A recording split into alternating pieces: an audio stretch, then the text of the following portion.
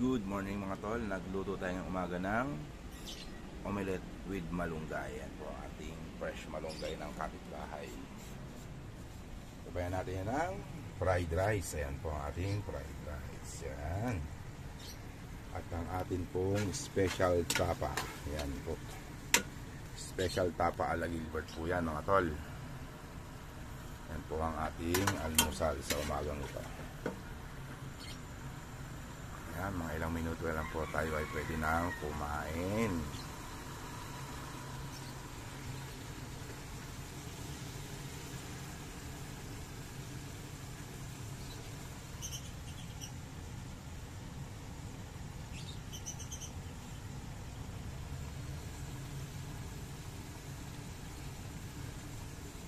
Marinated na po yan kagabi.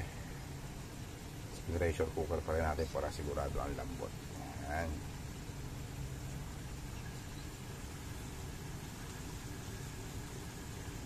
Yan, kaya na tayo.